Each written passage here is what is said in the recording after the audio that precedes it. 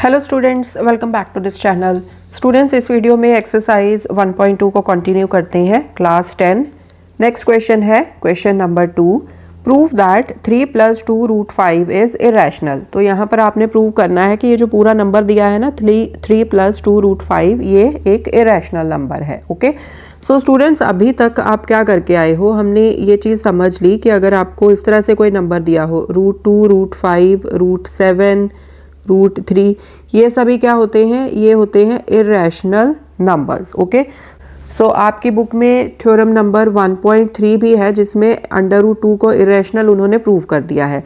Question number 1 में हमने √5 को भी इरेशनल नंबर प्रूव करके दिखा दिया। ओके, सो यहाँ पर ये चीज़ फिर से आपको प्रूव करके दिखाने की ज़रूरत नहीं है अब इस क्वेश्चन में कि √5 एक इरेशनल नंबर है। ये आपने अभी सीधी डायरेक्ट स्टेटमेंट लिखनी है कि √5 भाई होता है इरेशनल नंबर, क्योंकि ये चीज़ आप ऑलरेडी प्रूव कर चुके हो, थ्योरम में भी कर चुके हो, क्वेश्चंस में भी कर चुके हो, इसके पहले वाले क्वेश्चंस में। ओके, सो यहाँ पर हम सीधा एज्यूम क्या करेंगे, देखो मेथड सेम ही रहेगा कि हमने कॉन्ट्राडिक्टरी स्टेटमेंट को हमने एज्यूम करना है। हम एज्यूम कर लेंगे कि ये जो पूरा नंबर दिया है दैट इज़ रैशनल नंबर, तो वहाँ से फिर हम आगे इसको स्टार्ट करते हैं। सो हम लिखेंगे let us assume that 3 + 2 √5 is rational. Okay, जो कॉन्ट्राडिक्टरी स्टेटमेंट है उसको हम एज्यूम कर लेंगे।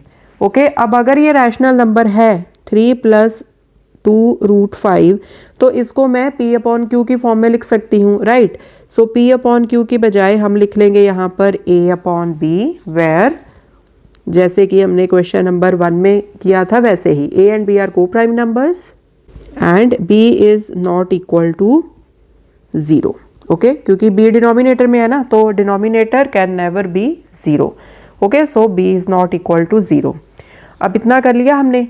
अब हमने क्या करना होता है कि लेफ्ट हैंड साइड में ये जो अंडर द रूट वाला नंबर होता है ना, इसको अकेले रखना होता है। सो बाकी की सभी चीज़ें हमने दूसरी साइड पे लेके जानी होती हैं।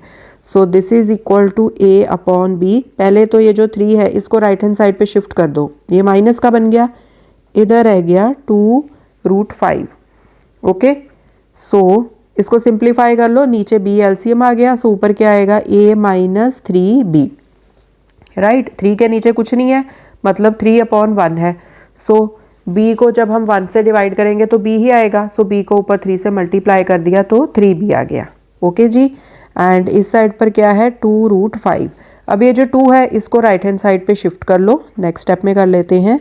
सो A - 3B/2B, ठीक है। सो 2 जो है वो दूसरी साइड पे नीचे डिनोमिनेटर में चला जाएगा। ओके जी, अब यहाँ पर आप एक चीज़ को नोटिस करो, वहीं से ही हम इस क्वेश्चन को प्रूव कर देंगे। अब देखो लेफ्ट हैंड साइड पे क्या है √5, तो लेफ्ट हैंड साइड तो हो गया एक इरेशनल नंबर। अब ये जो राइट हैंड साइड है A एंड B को आपने क्या एज्यूम किया था, को prime numbers, right. So that means ये इंटीजर्स हैं, कोई से भी इंटीजर्स हो सकते हैं, पॉजिटिव नेगेटिव एनीथिंग। सो ये जो पूरे की पूरी राइट हैंड साइड है, सो मतलब ये क्या है, ये है एक रैशनल नंबर, क्योंकि A एंड B क्या है आपके, कोई से भी इंटीजर्स हैं, राइट। सो इंटीजर्स क्या होते हैं, इंटीजर्स के साथ अगर रिलेट करके आप इस पूरे नंबर को देखोगे तो ये एक रैशनल नंबर ही बनेगा, ठीक है ना। तो ये तो कॉन्ट्राडिक्शन क्रिएट हो गई ना, कि आप यहाँ पर ये बोल रहे हो कि irrational number is equal to rational number है, but this is wrong. Irrational number rational number के इक्वल थोड़ी ना हो सकता है, ठीक है।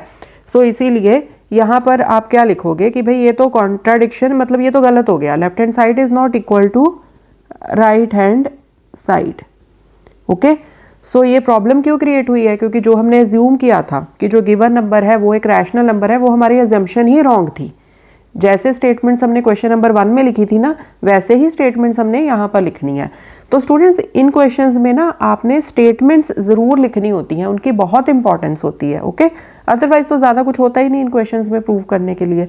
तो स्टेटमेंट्स लिखनी बहुत ज़रूरी है, ताकि जिस भी बंदे ने आपका जो एग्ज़ाम पेपर है, जो आपकी वर्कशीट है, उसको चेक करना है, उसको ये समझ में आए कि हाँ बच्चे को अंडरस्टैंडिंग है, इसीलिए वो इस तरह से इस क्वेश्चन को सॉल्व करके दिखा रहा है, ठीक है जी।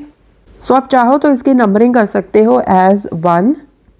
सो हम लिख देंगे from 1 a minus 3b/2b is a rational number, क्योंकि a एंड b यहाँ पर इंटीजर्स हैं, where a and b are any integers. a and b को हमने को प्राइम नंबर्स लिया था ना, तो मतलब ये कोई से भी इंटीजर्स हो सकते हैं, ठीक है।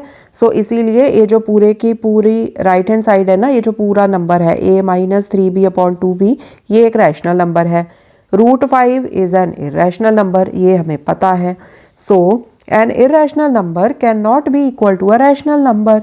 So therefore, this contradiction has arisen due to wrong assumption. So इसीलिए ये contradiction arise हुई है। क्यों arise हुई है? क्योंकि जो हमने assumption की थी कि 3 + 2√5 वो एक रैशनल नंबर है, वो हमारी assumption ही wrong थी। इसीलिए जो इसका ऑपोजिट है, जो इसका कॉन्ट्राडिक्टरी है, वो सही होगा। तो वो क्या आएगा कि ये एक इरेशनल नंबर है। So therefore 3 + 2√5 is irrational. और आप इस तरह से लिख सकते हो, therefore we conclude that 3 + 2√5 is irrational. Okay, an irrational number, ये वाली जो स्टेटमेंट है, an irrational number can not be equal to a rational number. But यहाँ पर क्या आ रहा था 1 से, कि यहाँ पर तो आ रहा था कि irrational number is equal to rational number आ रहा था, तो वो गलत हो गया। इसीलिए हमारी एजम्पशन है रॉन्ग, इसीलिए 3 + 2√5 है इरेशनल। ओके, सो स्टूडेंट्स, ये था क्वेश्चन नंबर 2। नेक्स्ट क्वेश्चन हम सॉल्व करेंगे नेक्स्ट वीडियो में। Thanks for watching, take care.